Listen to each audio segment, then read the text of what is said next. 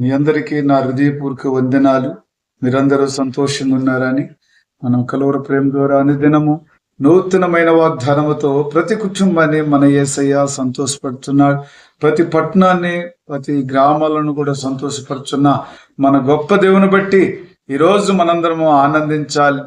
మరి ప్రభువైన యేసయ్య ప్రతిదినము ప్రతి కుమార్తె పైన తన కనుదృష్టి నుంచి మరి వర్ధిల్లుతున్నట్టు నీతిమంతుల పక్షమున నేను ఉంటానని చెప్పిన గొప్ప దేవునికి ఈరోజు మరి ఆయన చిత్తంలో, ఆయన కృపలో ఉంటున్న నీవు నేను కూడా ఆయన నామములో ఎంతో కృప ఉన్నది. ఆయన నామములో ఎంతో అద్భుతములు, ఆశ్చర్యకారములు ఉన్నాయి. పరలోక పట్టణములో నుంచి భూలోకమున జనులను చూచున్న గొప్ప దేవుని బట్టి నీతిమంతులను గురించి ఆయన సంతోషిస్తున్నాడు, పాపుల గురించి దుఃఖిస్తున్నాడు. వారు కూడా ఒక దినము నీతిమంతులుగా మారాలని ప్రభు అయిన యేసయ్య ఆలోచనే, తలంపే కదా. మరి లోకములో దేవుడు ఏది కోరలేదు.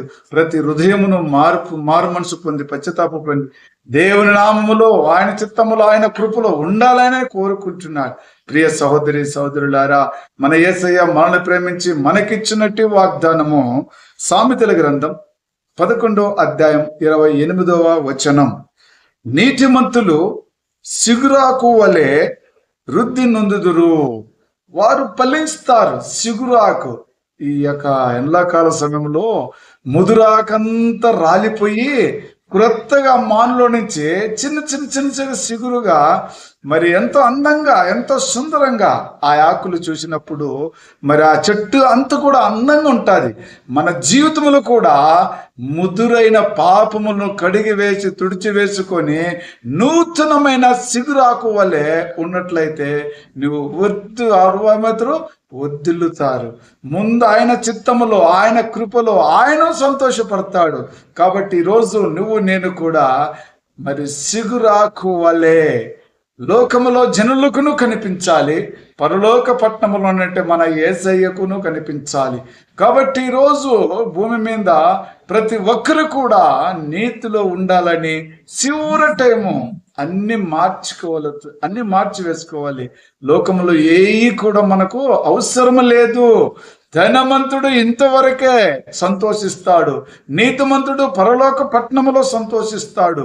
కాబట్టి ఈరోజు మరి ప్రభు చెప్తున్న మాటను బట్టి నువ్వు ఒకవేళ ఆలోచన చేసినట్లయితే మరి కలువరి ప్రేమలో అనుదినము అనేక జనులు మరి అందరిని గురించి ప్రార్థన చేస్తున్నారు. మేము కూడా కలువరి ప్రేమలో అందరిని గురించి ప్రతిదినము ఏ సహోదరుడు సహోదరి ఎక్కడ ఏ సమయంలో మాకు దొరికితే మాతో మాట్లాడి ప్రార్థన చేయమన్న కుటుంబంకు ఖచ్చితంగా మేము ప్రార్థన చేస్తున్నాం. ఎందుకనగా మనము అందరము కూడా దేవుని రాజ్యములో కనిపించే వరకు ఉండాలంటే ఒకరిని గురించి ఒకరు ప్రార్థన చేసుకుంటూ సహోదరి ప్రేమతో జీవించమని చెప్పినాడు. అంతే తప్పితే ఏరే విధంగా యేసు ప్రభు వారి వాక్యంలో ఎక్కడ కూడా లేదు కదా.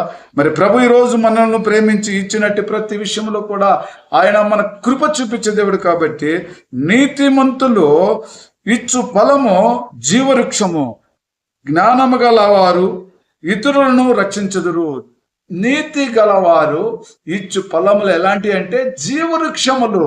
అవి వెండిపోయినట్టు వృక్షములు కాదు, అవి జీవము గలని, ఫలించాయి, సిగురించాయి, పువ్వు పెట్టాయి, కాయ కాచాయి. కాబట్టి ఈరోజు నీతిమంతులు విచ్చు జీవం ఏదంటే అది ఫలించేదండి. ఫలించాలా. నువ్వు ఇతరుల గురించి ప్రార్థన చేసి వాళ్ళ కుటుంబం ఫలించాలా, వాళ్ళ కుటుంబం రక్షింపబడాలా. కాబట్టి మరి జ్ఞానము గలవారు ప్రార్థన ఎలాంటి అంటే ఇతరులను రక్షిస్తారు.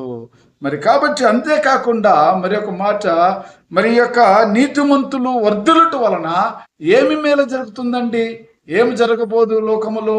ఈ యొక్క చీకటి శక్తులలో, అంధకార శక్తులలో జీవించున్నట్టు ఈ లోకములో నీతిమంతులు ప్రార్థించి రాత్రింబగులు దివారాత్రులు ధ్యానించి స్తుతించి గణపరిచి మహిమపరిచినప్పుడు ఈ లోకంలో ఏం జరగబోతుందండి? సంతోషము కలగబోతున్నది. హల్లెలూయా. ఎందుకంటే ఒక పాపి నశించుట యేసు ప్రభు వారికి ఇష్టం లేదు. ఒక పాపి రక్షింపబడటం వలనే యేసయ్య సంతోషపడుతున్నాడు. అయితే ఈరోజు నీతిమంతులు వారు చేసిన ప్రార్థనలు వర్ధిల్లుట వలన పట్టణమంతా సంతోషం అయిపోతుందండి. దేవునికి స్తోత్రం. ఈరోజు మరి పట్టణము సంతోషము కావాలంటే, పల్లెటూరులో సంతోషము కావాలంటే నువ్వు నీతిమంతుడు వర్ధిల్లాలి. వర్ధిల్లాలి. నిన్ను చూసి అపవాది సాతాను తల వంచుకొని వెళ్ళిపోవాలి. ఎందుకంటే నువ్వు తల ఎత్తి యేసు నామములో బ్రతుకుచున్నావు కాబట్టి. తల వంచి పాపము చెయ్యలేదు.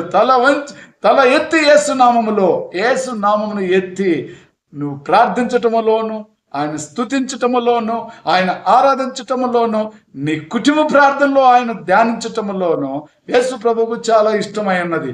కాబట్టి ఈరోజు పట్టణంలో మారిపోవాలన్నా, పల్లెటూరులో మారిపోవాలన్నా యేసు నామములో కుటుంబ ప్రార్థనతోనే క్రీస్తును ప్రత్యేకమైన నీ గదిలో ప్రార్థించి యేసు నామమును గణపరచుకోవాలి. హల్లెలూయా, దేవునికి స్తోత్రం. చిన్న ప్రార్థన చేసుకుందాం.